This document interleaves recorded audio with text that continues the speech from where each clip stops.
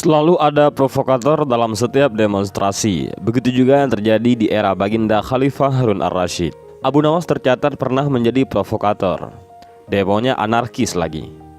Ceritanya, pada suatu sore ketika Abu Nawas sedang mengajar para santrinya, ada dua orang tamu yang datang ke rumahnya. Yang seorang adalah wanita tua penjual kahwa, yang satunya lagi adalah seorang pemuda berkebangsaan Mesir. Wanita tua itu berkata beberapa patah kata, kemudian diteruskan dengan si pemuda Mesir. Setelah mendengar pengaduan mereka, Abu Nawas menyuruh murid-muridnya menutup kitab mereka.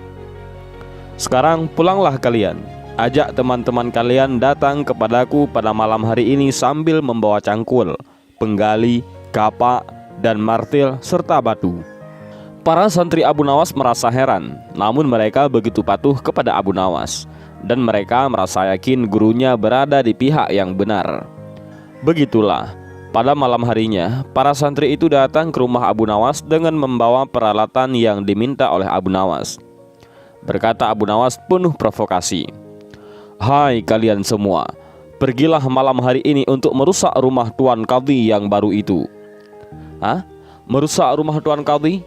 tanya para santri yang merasa keheranan. "Apa? Kalian jangan ragu, laksanakan saja perintah gurumu ini," tegas Abu Nawas yang menghapus keraguan para santrinya itu. "Barang siapa yang mencegahmu, jangan kau pedulikan. Terus hancurkan saja rumah Tuan Qadhi yang baru itu. Siapa yang bertanya, katakan saja aku yang menyuruh merusak. Barang siapa yang hendak melempar kalian, maka pukullah mereka dan lemparilah dengan batu," ujar Abu Nawas yang berapi-api. Setelah berkata demikian, para santri bergerak ke rumah Tuan Qadhi itu. Laksana demonstran, mereka berteriak-teriak sembari menghancurkan rumah Tuan Qadhi yang baru itu. Orang-orang kampung merasa heran melihat kelakuan mereka. Ada yang berusaha mencegah perbuatan mereka, namun karena jumlah murid-murid Abu Nawas terlalu banyak, maka orang-orang kampung tak bisa berbuat apa-apa.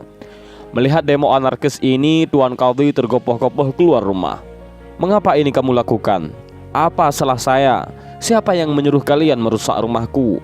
Pekik Tuan Qadhi dengan suara parau yang bertubi-tubi.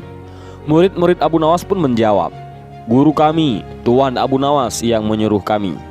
Setelah menjawab begitu, mereka bukannya berhenti, malah terus menghancurkan rumah Tuan Qadhi hingga rumah itu roboh dan rata dengan tanah. Tuan Qadhi hanya bisa marah-marah karena tidak ada orang yang berani membelanya. "Dasar Abu Nawas provokator, orang gila. Besok pagi aku akan melaporkannya kepada Baginda," ancam Tuan Qadhi itu.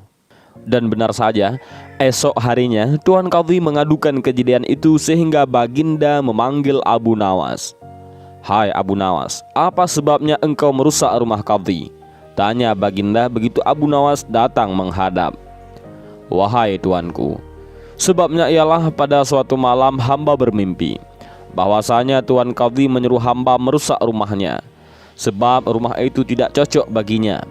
Ia menginginkan rumah yang lebih bagus lagi. Ya, karena mimpi itu maka hamba merusak rumah Tuan Qadhi," jawab Abu Nawas dengan wajahnya yang serius. "Bolehkah hanya karena mimpi sebuah perintah dilakukan? Hukum dari negeri mana yang kau pakai itu?"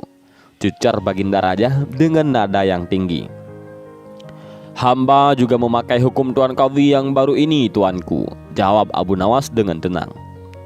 Mendengar perkataan Abu Nawas, seketika wajah Tuan Qadhi menjadi pucat pasi. Ia gemetar dan terdiam 1000 bahasa. "Hai Qadhi, benarkah kau mempunyai hukum seperti itu?" tanya Baginda Raja. Tuan Qadhi tidak bisa menjawab. Wajahnya nampak pucat, tubuhnya gemetaran karena takut. "Abu Nawas, jangan membuatku pusing. Jelaskan kenapa ada peristiwa seperti ini," kembali Baginda mencecar Abu Nawas. "Baiklah," jawab Abu Nawas dengan tetap tenang. "Baginda, beberapa hari yang lalu ada seorang pemuda Mesir datang ke negeri Baghdad ini untuk berdagang sambil membawa harta yang banyak sekali," ujar Abu Nawas mulai menjelaskan sebab musababnya. "Pada suatu malam, ia bermimpi kawin dengan anak Tuan Qadhi dengan mahar ataupun mas kawin yang sangat banyak." "Ini hanya mimpi Baginda," ujar Abu Nawas menekankan. Tetapi Tuan Qadhi yang mendengar kabar itu langsung mendatangi si pemuda Mesir dan meminta mahar anaknya. Tentu saja pemuda Mesir itu tak mau membayar mahar maharnya hanya karena mimpi. Nah, disinilah terlihat arogansi Tuan Qadhi. Ia ternyata merampas semua harta benda milik pemuda Mesir itu, sehingga pemuda itu menjadi seorang pengemis gelandangan dan akhirnya ditolong oleh wanita tua penjual kahwa. Tutur Abu Nawas yang mengakhiri ceritanya. Baginda terkejut mendengar penuturan Abu Nawas, tapi masih belum percaya 100%. Maka ia memerintahkan Abu Nawas agar memanggil si pemuda Mesir. Pemuda Mesir itu memang sengaja disuruh Abu Nawas menunggu di depan istana.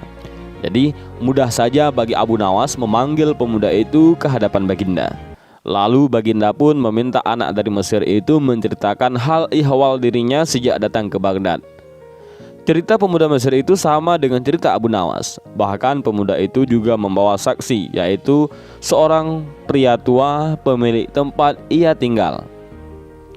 Bahkan pemuda Mesir itu juga membawa seorang saksi, yaitu seorang tua pemilik tempat tidur dia menginap. Kurang ajar, ternyata aku telah mengangkat seorang qadhi yang bejat moralnya, ujar Baginda sangat murka. Qadhi yang baru itu akhirnya dipecat saat itu juga, dan seluruh harta bendanya dirampas dan diberikan kepada si pemuda Mesir. Setelah perkara selesai, kembalilah si pemuda Mesir itu dengan Abu Nawas pulang ke rumahnya. Pemuda Mesir itu hendak membalas kebaikan Abu Nawas. Berkatalah Abu Nawas, "Janganlah engkau memberiku barang sesuatu apapun kepadaku. Aku tidak akan menerimanya sedikit pun juga." Dan pemuda Mesir itu betul-betul mengagumi sosok Abu Nawas.